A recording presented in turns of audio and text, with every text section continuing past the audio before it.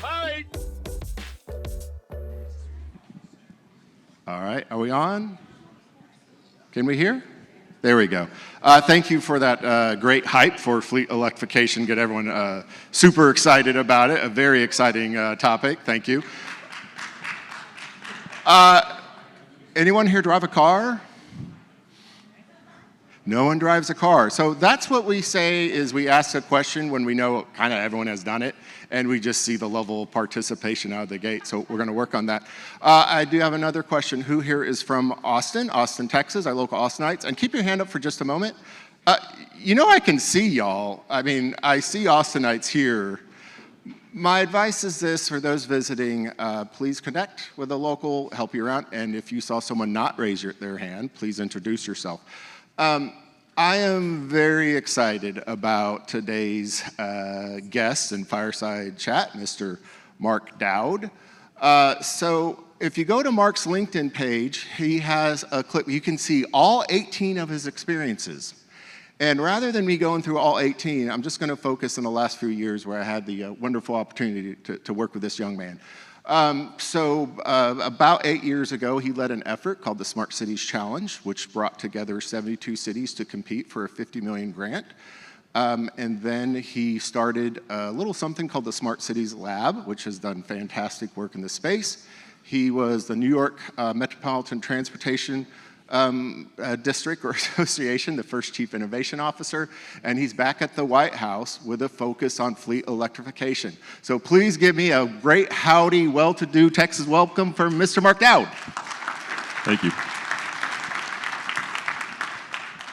This is what we call a tough crowd, Mark. No one's raising their hands. They want to get to the drinks. They want to get to the drinks. So if you do have questions for Mark, he will be at the reception later today on Rainey Street at Half Step. You can feel free to introduce yourself there. But I'm going to start with what I consider hard-hitting journalism with, Mark, what is it you do? Well, thank you, Karl. I actually got to meet Karl when he was at Austin Energy. And we've formed a friendship. I enjoy doing this. It's not our first time we've done this together, but thanks for the hard-hitting question. I work on the President's Climate Team. As part of the President's Climate Team, he has insisted that we, the federal government, lead by example. And in leading by example, we have the largest fleet in the world. We are the largest landlord in the country. We buy the most power of anybody else in the country, and we buy a tremendous amount of stuff. And so what the President's asked us to do is decarbonize each of those 4 areas and work through it through a sustainability executive order that he issued. In that order, he laid down very clear KPIs for us to meet and to do. And on the fleet side, we are required to have the federal agencies be at 100% acquisition of light-duty vehicles by 2027 and 100% acquisition for medium and heavy-duty by 2035. And in order to do that, we have a significant ramp and culture change and significant challenges in getting that fleet basically transitioned to electric. The federal fleet's over 600,000 vehicles. It's kind of easy to figure out, so I visualize it as a full third is the Postal Service, a full third is Department of Defense, and then a full third are the rest of the agencies. And each, like with the Smart City Challenge, almost all my government work has been external facing. This is the first job I've had internal facing where I'm working with federal agencies. And they are very much like a large family with a lot of different personalities. And trying to work with all the different personalities to try to get them to turn a corner is the challenge of what I do. Thank you for that. So the panel before us, their moderator, towards the end, she made a comment about making the questions spicy. I want to lead with spicy questions, Mark, if we could. Some spicy sausage questions. Are you ready for them? We're in Austin. Okay, thank you. Well, I mean, you used, in the previous panel as well, used the word mindset and a change of mindset. And I almost think it's phenomenal. So early in 2022, the Postal Office announced their EV goals, and it had a goal of 10% of future vehicles being purchased. Within months, so December of that same year, they announced a 100% goal by not just any time, by 2026. What was the mindset or tipping point to really just so rapidly push that goal within just a matter of a few months? Yeah, it's important to know that there are the agencies that answer to the president, and then there's the independent agencies. Postal Service is one of those independent agencies. The person who's in charge of the Postal Service is the Postmaster General. Postmaster General DeJoy was appointed by the previous president, and his job was to try to turn the Postal Service into a more competitive organization competing with FedEx, UPS, et cetera. And that gentleman has done an amazing job so far in trying to get the Postal Service to a different place, and he has a 5-year plan. And so originally he was at 10%, really wasn't interested in electrification. And then when we started working with him directly, and again, we're not allowed to tell him what to do, he said, Mark, if you can stay within the 4 corners of my operations plan for the next 5 years of where I want to go and explain to me how electrification is beneficial to the Postal Service, I'm open to it. So as myself and another gentleman named Austin Brown worked closely with him to try to get how his operations plan and his significant reduction in Scope 1 and Scope 2 emissions and how electrification fit into that. He moved up the ladder of percentage of conversion as a result of this, and then committed to 100% by 2026 of acquisition of his delivery vehicles.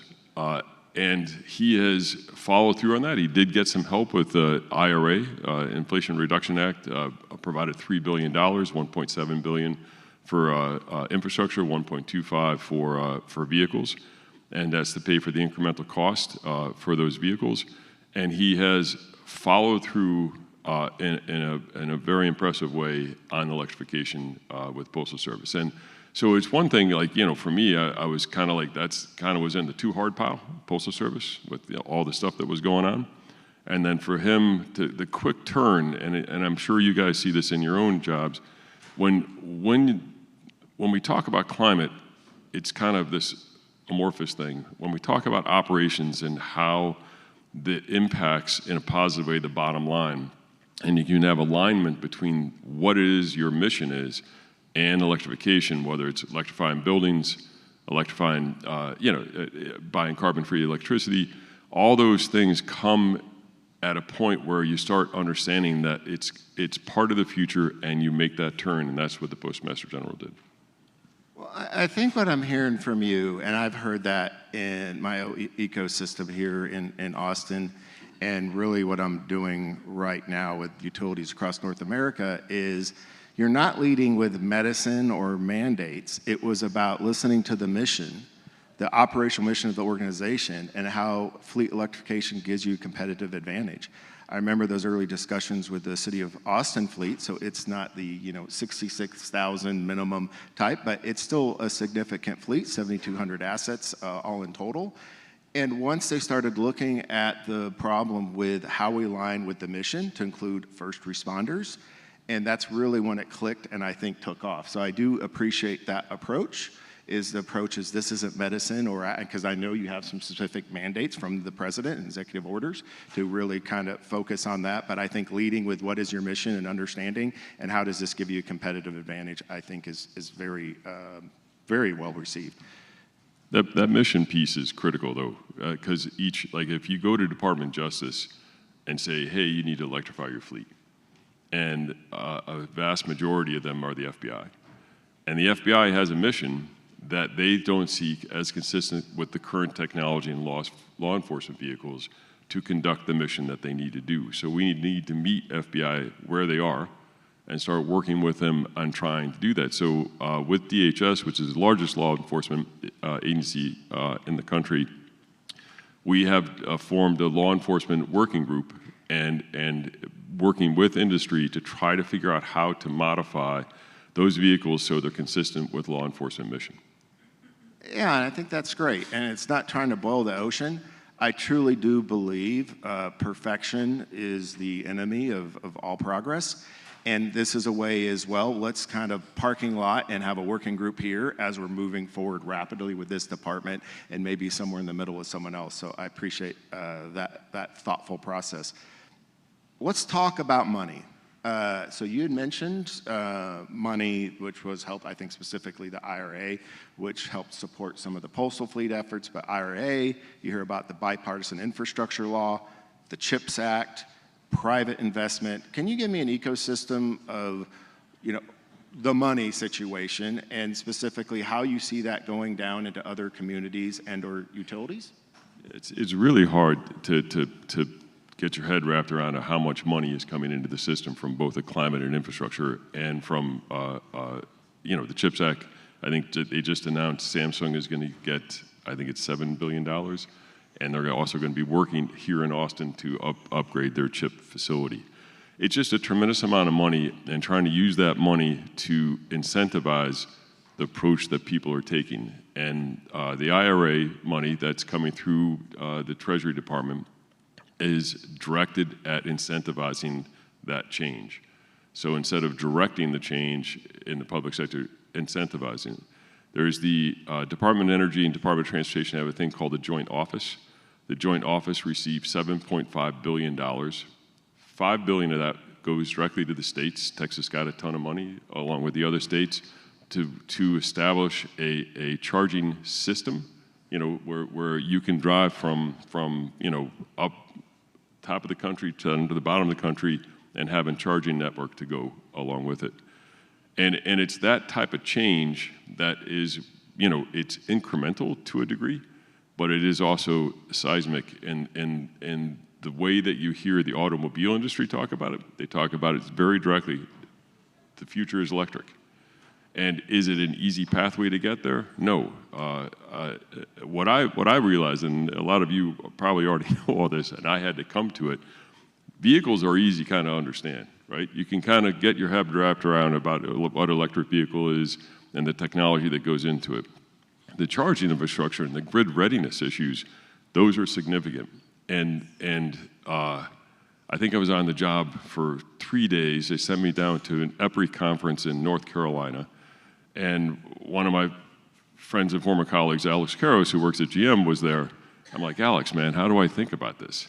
He's like, yeah, it's 2 good days when you're installing charging infrastructure. Day begin and the day you end, and everything else stinks. And so, stinks is not what he said, but it's challenging. And the charging infrastructure piece, what I and the team that we work on with the agencies is to try to get them to start thinking about what the vehicle is as opposed to what it was. And the charging infrastructure is intricately tied to both the vehicle and the building that's providing the energy. And trying to get them to think that way, the mindset of getting them around that corner.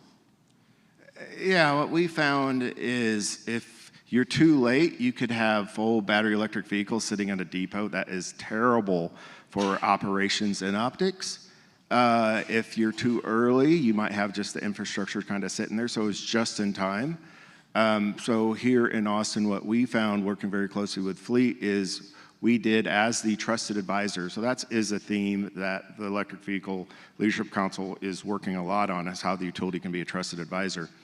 And what we found out is it isn't rebates for infrastructure or fleets or incentives, a typical way we think, or a discount. It is the expertise you bring as a utility of what works and how it works, and then help them navigate those processes. So we hired a dedicated project manager for fleets. I believe he's in this room right now. It's Clay. And what Clay was able to do is quickly get that time compressed down and have, with weekly meetings and very good tracking, is get that infrastructure just in time. And that's something utilities are used to doing. We had the ERCOT director talking earlier about that 60 hertz, is every time you turn on a light, you have to have something spinning in perfect concert. I'd say the same rule applies to your infrastructure. It needs to be just in time or within a very defined window to be able to be successful. So yeah, I'm glad you're kind of looking at that aspect. And to simplify it, because there's some things that seem simple to us as utility folks, that are completely on a whole new level. So play to your strengths, and how you can help with strengths as a trusted advisor is what I would highly recommend you do. So Mark, thank you for that point. I want to go back to mindset, because what we found is not only does the utility need to change their mindset about new stakeholders in public-private partnerships, but change the relationships of existing. For example, car dealerships. The old mindset is, well, they're a dealership and provide electric service to them. The new mindset is they're selling vehicles, there's programs, there's ride and drives, put kiosks in the stores, real-time APIs through a buyer's guide, all this type of stuff. Now they're a part. It's almost like knowing someone to now you're married to them. It's the same person, but you're evolving the relationship significantly to get the outcome. So my question is this: how have you seen, what are some of the key stakeholders in the ecosystem you're working on, and how would you define the need to change mindset or lessons learned there, Mark? Yeah, and I try not to talk about federal agencies too much, because it's kind of like there's a lot of acronyms, there's a lot of things, and but if you think about them as personalities, it's more fun. At least I have more fun that way. And GSA, which is the General Services Administration, and Department of Energy, with all their resident expertise in the national labs and in the different parts of DOE, are enablers. That's how I look at them. They are enabling this change to happen. And it's critical to have them, not just the White House, telling people what to do or how to do it or how to get it done or where do you get the technical assistance you need. So I would consider those two agencies to be critical enablers of this change. But the other part is internal to the agencies, and I don't think it's special to federal government, but the fleet managers, the fleet folks who work every day on the fleets that they have been only working on combustion engine fleets, and getting them around the corner on what, like, hey, this is gonna be a tough transition. You can't do it on your own. You need to engage with the facility folks, you need to engage with the energy folks, and you need to start working as a team, because they just don't know how to install EVSE or how to make ready or stub it out. They don't know how to work with a utility. If utilities start hitting fleet managers, it's not going to go well. Fleet managers are not equipped for that type of engagement, and they need to hit the other parts of the team that they don't normally work with. Yeah, I think that's such a great stakeholder to bring up. My advice is anytime you're doing an electrification, a fleet electrification project, is you need to understand the baseline of that fleet manager, of where they are with EVs. I have worked with fleet managers who are 100% on board, they personally drive an EV, and they're great partners how we can get it done. So that's a different conversation. I also had one fleet manager during an initial meeting said, if you take one of those electric cars on a gravel road, it will jingle jangle apart. And so that's a different conversation. If you're working with someone who thinks it's going to jingle jangle apart on a gravel road, you're at a completely different strategy and starting point than the person who's coming in all in. So you need to understand where your baseline is, without a doubt. So we do have some good time left, about 10 minutes on the timer, on the clock. So if you have a question for Mark, go ahead. I personally would like you to come up to a microphone than whatever this shifty, quiet, you can't hear him over there. So if you want, make your way to the microphone, introduce yourself, you know, it's your question, just own it. And so while you're thinking about the question to ask Mark, I'm gonna ask a question that I think generally breaks down constraints. And the question is this, Mark. If you had a magic wand and you waved it and you had one wish that would remove a barrier to the rapid, successful adoption of fleet electrification, what would that magic wand do? What would it remove? I mean, I would wish for more money for the agencies to make this transition. It's expensive, and it's hard. And I think that them, you know, they consider themselves in a financially constrained environment. And they have a lot of things that are mission-based, and they have to make choices. So National Park System, great example, right? How cool would it be to have the National Park System electrified? to where you could take your electric vehicle, drive into the park, and not worry about whether or not you can get all the way through Yosemite, right? That would be awesome. National Park System has lint in their pockets in terms of their capacity to be able to do that big of a deal. Like that's a big piece. So trying to work with them on an incremental basis. So a magic wand would be to provide the agencies that want to align with this approach the funding that they need to be able to get mostly it's EVSE and also the incremental costs on electric vehicles, get that done. And you didn't mention that on the kind of the U.S. Postal Service secret sauce is that funding source and stream from the IRA really helped push that. It did. And it's one thing to get the money. It's another thing of how you do it, right? And I think the Postmaster General has demonstrated on how to do it.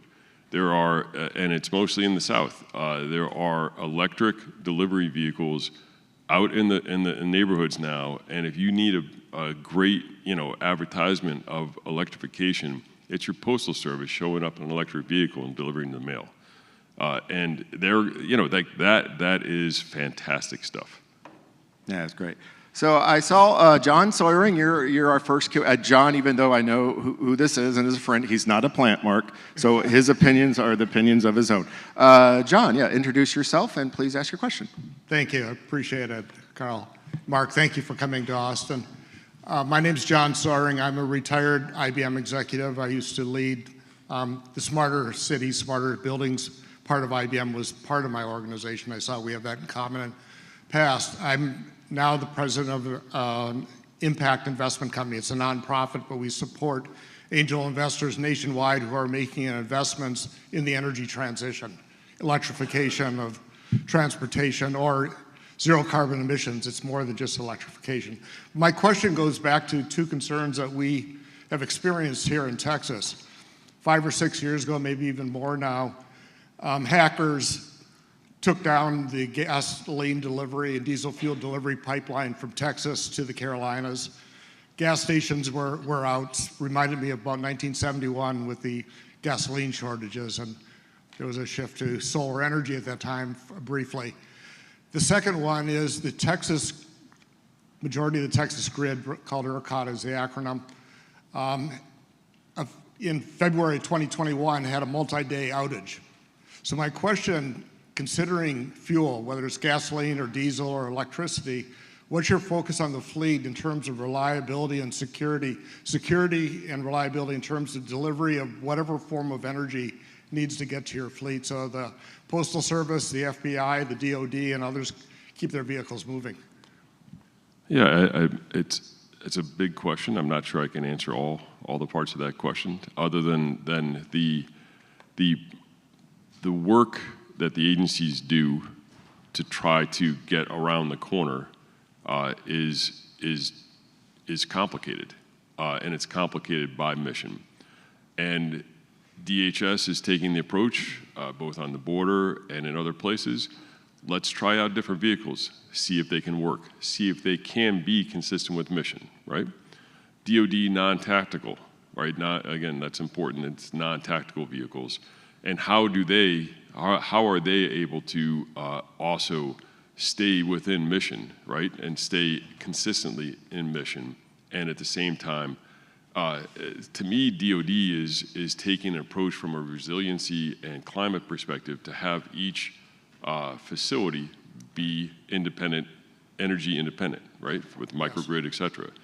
And the premise there would be, to your point, is be able to sustain mission if natural or man-made disasters happen in the homeland, right? And I think that as the federal agencies try to look forward to where they're going, I think they do see it as a decarbonized future. And whether we're buying carbon-free electricity and trying to move that market forward through our purchases, whether it's electrifying buildings that are less dependent on carbon-based fuels, I think all those things make them more sustainable and certainly more resilient to the changes that are for sure coming our way. I agree with what you said. I'm glad you brought up the DoD because their initiative for all of the DoD, Armed Forces, Air Force, Army, Navy, with the directive to transform electricity delivery to via microgrid based in every base worldwide is the model that, in my opinion, the rest of the federal government needs to be applying. It provides the resiliency as well as the local production so they can be independent. The naval base just outside of San Diego is a good example. When the California grid went down, the naval base not only powered itself, but it provided electricity back to the citizens of San Diego. Thank you. Thank you. And by the way, thanks for having me here in Austin. Yeah, and the power's up. We're good. Also, anyone notice how cool the air is? This hotel has most of the downtown buildings on a closed loop system. So Austin Energy, they freeze ice at night and they melt it during the day. So you're getting basically cool Antarctic air coming through your lungs even right now. You're welcome. But I think the resiliency is so important. So when we were working with our local City of Austin fleet, they have a few strategies. One is they do have mobile DC fast solar powered units that they can deploy. It's also just like any electricity feed, whether it's dual feeders and or energy storage as a way to help both with reliability and resiliency. Those are slightly two different things. A lot of people kind of use those words, but you really have to look at reliability and resiliency. Resiliency is how quickly you come back from an outage, and reliability is how few outages you have in the first place. So there's a lot of interesting technologies and a lot of people smarter than me that are working specifically on that solution, and we'll continue to see it evolve. John also brought up the military. In a previous life, I was a captain in the Army, and I've talked to a lot of military folks still in the service. And one of the things that they found, it's just not the big microgrids and the main bases, it's the forward operating bases away from supply lines. When you look at the current battles, the injuries happening in supply lines.